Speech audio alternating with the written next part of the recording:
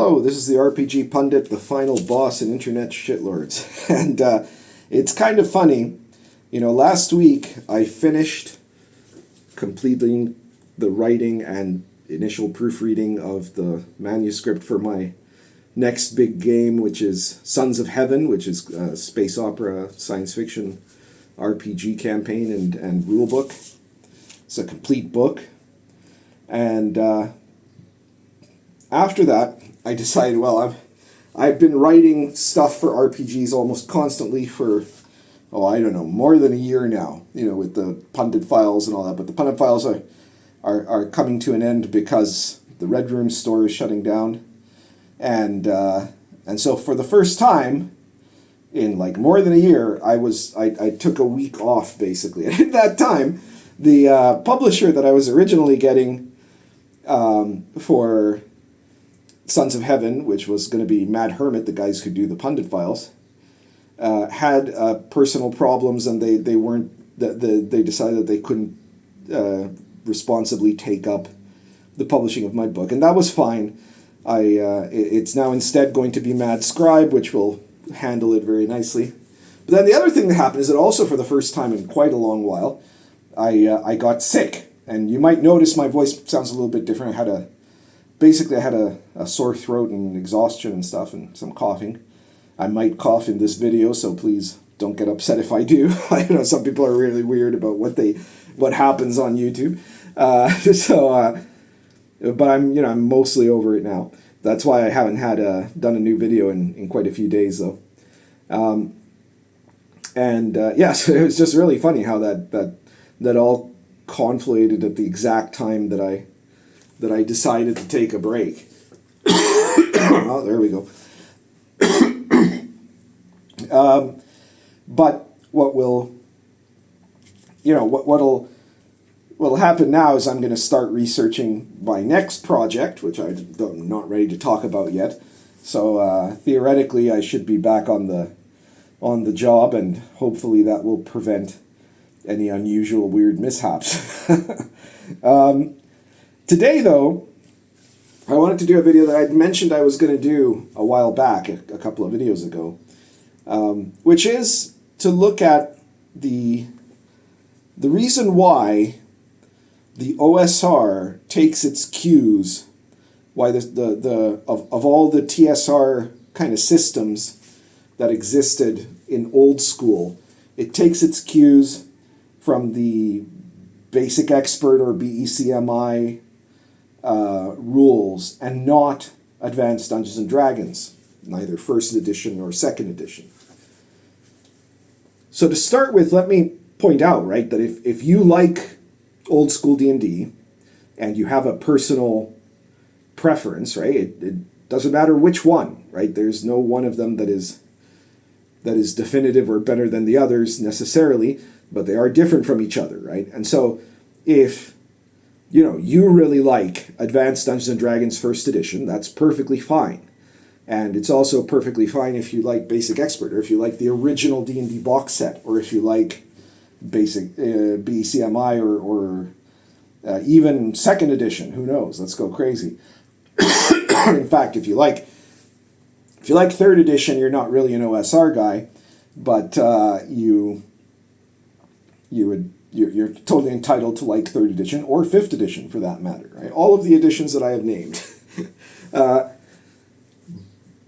But the thing is that there is a reason why, out of the thousands of OSR games that have been created by the OSR as a design movement, Basic Expert took the position of the system that the OSR is largely based upon.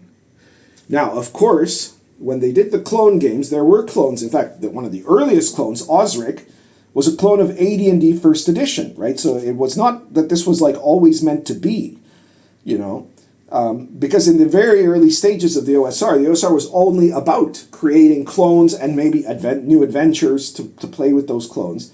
And so they were always going to clone everything. And it was largely just to bring those rule sets back into circulation at a time before print on demand existed and before before people could have easy access to those systems. But as soon as the OSR became a design movement, as soon as the second wave started to happen, I think it was very clear that there were reasons why Basic Expert was better. Not better as a system to play necessarily, right? Because if you love exactly how, AD&D First Edition works, whether you use all of the rules or just some of the rules or whatever the way you play it is, if you love that, then that's fine. That works perfectly fine for you. But it creates one specific kind of play experience and one specific kind of rules experience.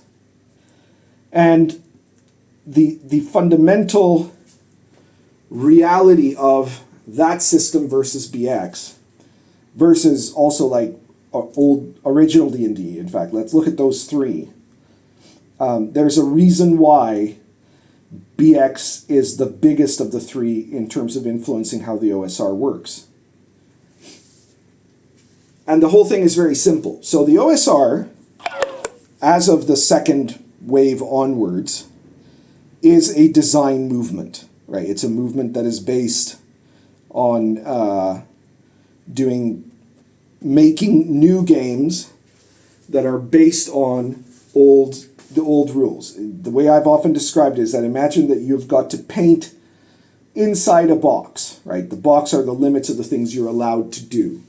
And it's what I call the landmarks of the D&D game as an experience. And those landmarks include everything that is in AD&D First Edition, everything that's in original D&D, everything that's in the home set, everything that's in the basic and expert sets, in BCMI, in the Rules Cyclopedia. Some people could even include second edition in there. But like all of that is basically fair game. However, the structure of it, the whole point, first of all, of making OSR rules in that way, in terms of the creative part, because the practical part, the point is that you are using a system that people already know, that's number one, and that the products that you make are going to be compatible with the products that other people make in the same system. That's why everyone has to stay inside the box. If you go too far out of the box to the point that your game is not relatively easily compatible with other OSR games, you're not playing an OSR game, right? If you suddenly got like a dice pool system, it's not easily compatible, okay? But if you've got like a D20 roll, then it probably is closer to compatible, right? But the conceptual part of it is that you are going to be making use of this rules structure, the common landmarks that exist in the D&D games, and with that you're going to make something different, right? It might be orientated to a different genre, right? So it could be like more gritty, right? Or more heroic. You could do something that is more, like Grindhouse, or more something that's maybe even like an investigative game or something like that, right? But all within the rules. You could also be making systems that work for a specific setting, right? So like if you're making a sci-fi OSR game, you have to include things that are not going to be found in a fantasy OSR game. And if you're doing a game that is set on a specific world, you can then alter and cater the rules to the nature of that world, right? So for an example, I've got, Baptism of Fire. Baptism of Fire is set in early medieval Europe, right? And it is the early medieval Europe, the way early medieval Europeans thought it was, right? So, there's monsters that people thought existed then, and they worked the way people thought they worked. There was magic, and it worked the way people thought they worked. There was, God and saints and monsters and demons and pagan deities of sorts. And all of that stuff is in there, right? And so in Baptism of Fire, for example, I don't use the Vancian magic system. I use a different magic system that's based on actual medieval magic. But that you could easily port into a game set in some other thing, a different set of rules. Like you could be playing Basic Expert, and you could either supplant my magic rules for the Vancian system, or you could put my magic rules as another completely different kind of magic that also exists in your world when you're playing Basic Expert, right? Those are both possibilities, and the compatibility is maintained. So that's the reason why you have to play within the box, right? You have to work within the box when you're creating OSR games. Now, that box, as I said, includes everything, but within that means that there are rule systems that are going to be very low mechanics, ones that are going to be very high with a large number of well-established complex mechanics, and there's going to be something in the middle. And essentially, to put it at its most simple, when you look at like old D&D was very low mechanics, right? It had a more bare bones sort of rules presentation. Advanced Dungeons and Dragons was literally created by Gary Gygax taking, first of all, adding some new rules, some new classes, some new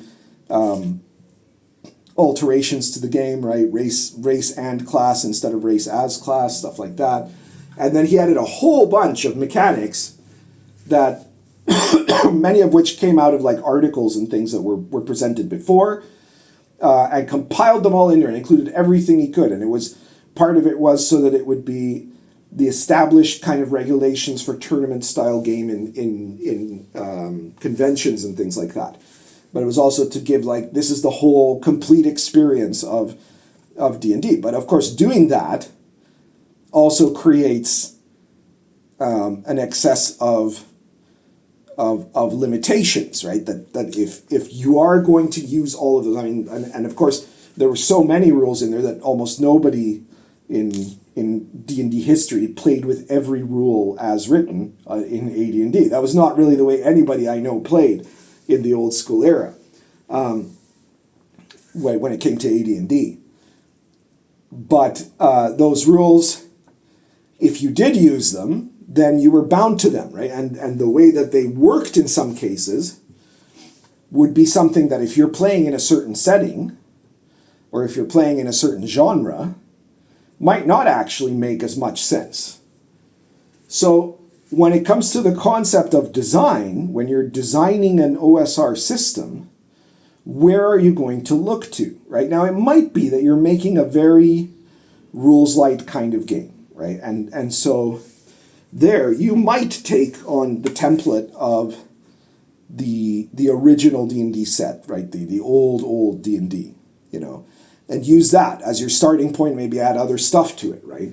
Barrows and Borderlands basically does that, and it's a very good game. And there are other games that have done the same. It's less likely, though, that you're going to take AD&D as a whole, unless what you want to do is create something that looks exactly like AD&D, and I hopefully, if you've thought it through, the setting that you make for it is a setting where all those rules make perfect sense inside the setting. And so that's going to be much more rare, right? Because something that's very low on rules that you can then add something to or alter something to is going to be easier than something where you've got a very large, complex set of rules and trying to make those fit with something different than, say, Greyhawk, So what will happen in most cases, though, is that people are going to want to find a middle ground, right? If you're a designer, that middle ground kind of naturally ends up becoming the Basic Expert rules.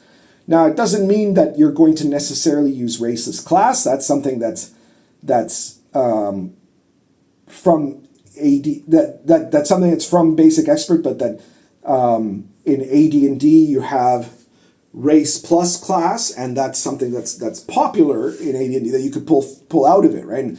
And of course, there are going to be some OSR games that are mostly basic expert based, but that will draw in some of the things from AD&D, just like they might draw in other things or invent new things, you know.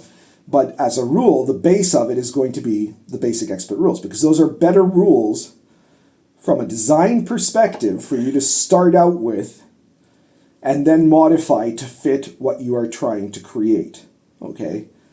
And it's basically as easy as that. You know, that is the reason. It doesn't mean necessarily that you as a player are going to have more fun playing in basic expert rules if you like AD&D, right? Or if you like 0th edition D&D.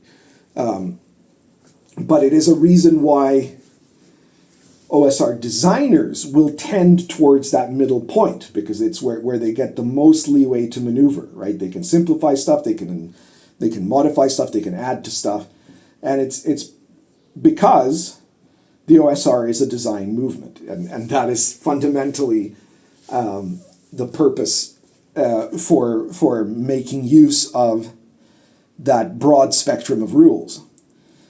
Because we're not just making clones anymore, and we haven't been for ages now, right? Like for 20 years, pretty much. Though the clones are still around and still somehow get popularity and controversy, as the recent OSE scandal, if you want to call it that, demonstrates. Well, so that's basically what I wanted to explain about this. And you could tell me what you think. Again, it's not saying that playing AD&D is bad, or that liking it more than other games is bad. It's just saying that there's a reason why Basic Expert, if you are trying to make your own set of rules, is going to be much more practical. To me, it's an obvious reason. Maybe some people didn't think of it that way until now, but there you are.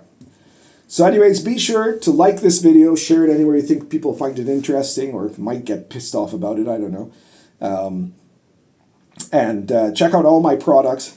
Baptism of Fire is an incredibly great RPG. You should check it out, as well as The Last Vikings, which The Last Vikings has gone up in bestseller tier, but we're still trying to get it to gold bestseller. So if you haven't bought it yet, go check it out. And check out if you're looking for great adventures that you can use in any OSR or D&D setting, check out the Old School Companion 2.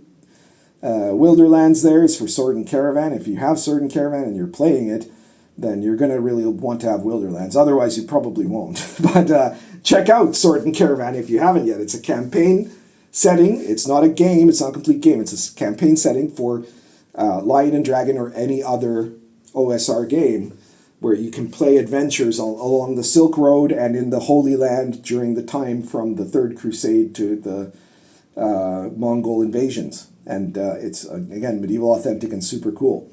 And also, this is December now. I think it's at the end of this month. The Red Room store is closing down.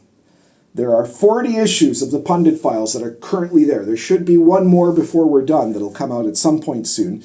Maybe, unless Mad Hermit can't put that off at this time. So if you want those Pundit Files, if you've been thinking of buying Pundit Files issues, because they're not going to be around after that for a while, possibly for a long while, I don't know. It'll depend what we do, right? And how complicated Mad Hermit's schedule is. You should buy those now if there's still something you really wanted to get out of all the 40 issues. Go to the Red Room store. The link is in the description of this video, just like every other link to all of my products.